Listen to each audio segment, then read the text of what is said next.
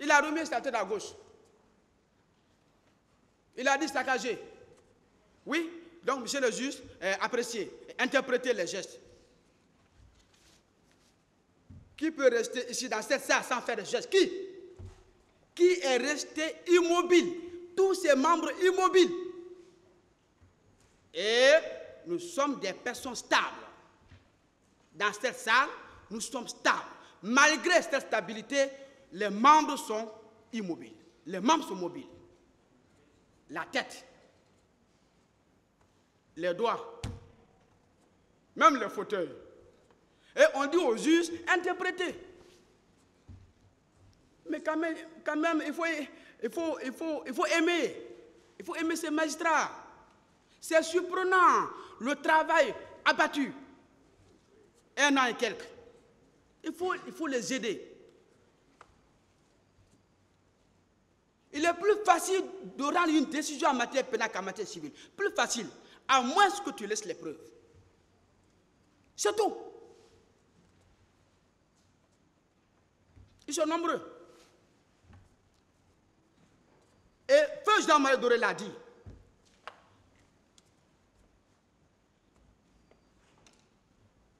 Lorsque les éléments sonores et visuels ont passé, Monsieur le Président, et en matière d'hiérarchie des preuves, je n'ai rien à vous apprendre. Une image vaut mieux que 1000 personnes. C'est ça. Une image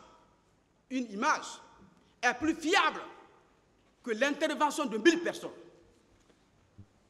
Une image à chaud. Je ne compte pas les vaillants journalistes qui étaient avec lui lors de son entretien. Nous avons vu ces images-là. Mais vous avez constaté, referez vos primitifs, aux audios, sur le parquet, sur la partie civile. Ils ont ignoré les éléments-là. Ils les ont ignorés. Ils les ont ignorés. Et ce n'est pas stratégique. Ce n'est pas stratégique parce qu'on a un compte à rendre dans notre conscience. Un compte à rendre dans notre conscience. Notre foi. Même si on ne veut pas aider les juges, mais nous-mêmes. Les vidéos sont passées ici, les éléments sonores. Vous avez vu des personnes secours dire, sans lui, on allait m'égorger, Monsieur le Président. Feu Jean-Marie Doré.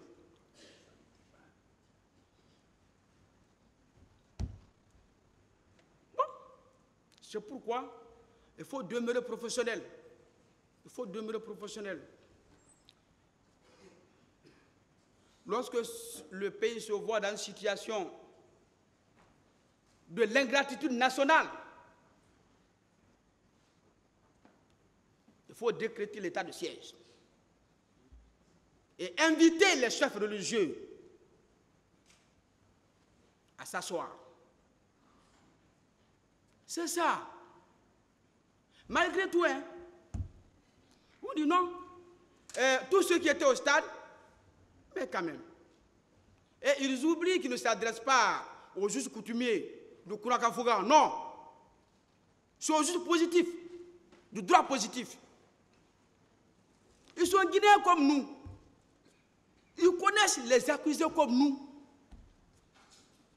Ils ont vu ces vidéos-là avant ce procès comme nous.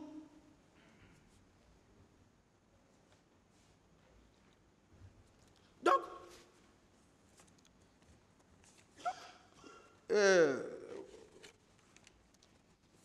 Monsieur le Président,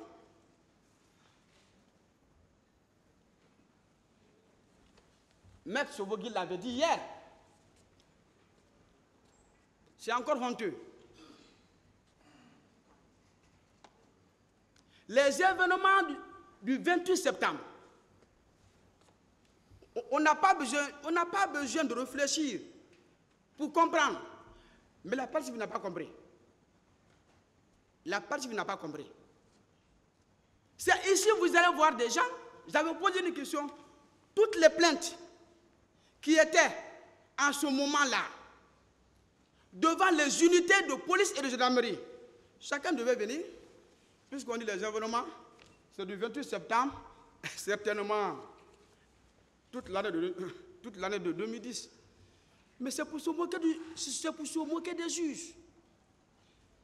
C'est ici on a vu une ONG, je dis droit de l'homme. Bon, comme on dit 20 septembre, il y a une chasse aux intérêts. Bon, nous aussi, on a été pris. Donc, c'était, on dit, les événements. Mais quand même, parmi les acteurs de ce travail honteux, il y a un confrère. C'est grave. On dit les événements du 28 septembre.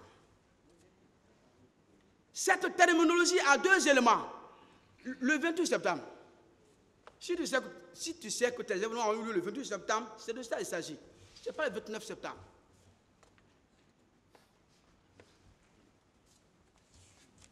Donc, Monsieur le Président,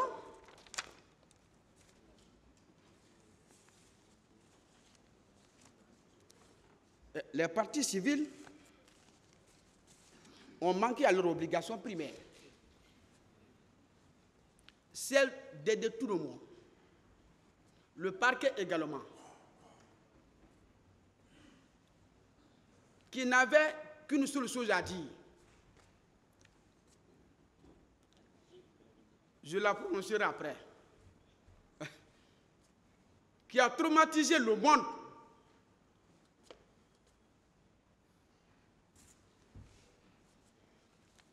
Et, Monsieur le Président, à part les partis civils, celles qui ont posé des actes, il a dit saccager, il a remué sa tête, il a remué ses pieds, il a même téléphoné aux anges.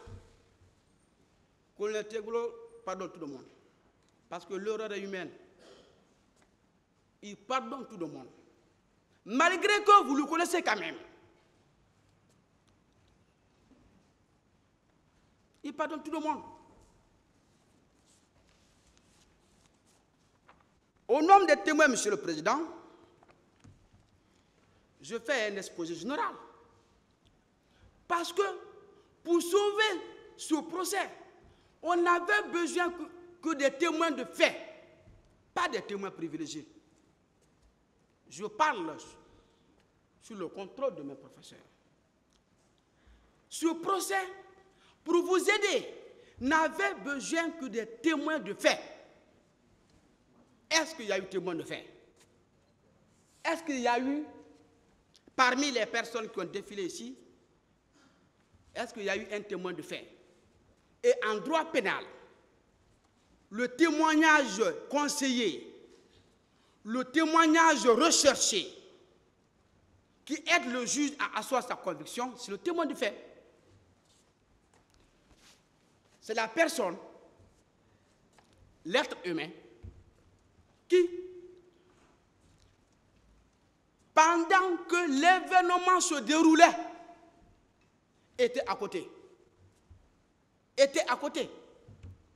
Il a vu les acteurs agir. Il a vu la manifestation des membres. Il a vu les déclarations. Il a entendu les déclarations. Il n'y avait pas de distance entre l'événement lui-même et sa personne. Ce sont les qualités que doit avoir un témoin de fait. Ce sont les qualités géographiques, les qualités morales, Monsieur le Président. Le témoin de fait doit être une personne majeure. Le témoin de fait doit être une personne capable, moralement, qui doit avoir l'esprit de discernement. Ce critère écarte les personnes très âgées. Ce critère écarte les mineurs. Ce critère écarte toute personne qui a une pression interne, la maladie. Ce sont des éléments qui l'empêchent de reprendre, de dire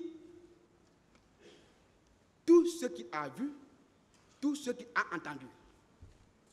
Le témoin de fait, s'il est malade, s'il atteste pendant qu'il voyait l'événement, il était malade. Or même, il avait faim. En droit pénal, on ne minimise rien parce qu'il s'agit de la personnalité. On va vous interrompre. Rejoignez le box, s'il vous plaît.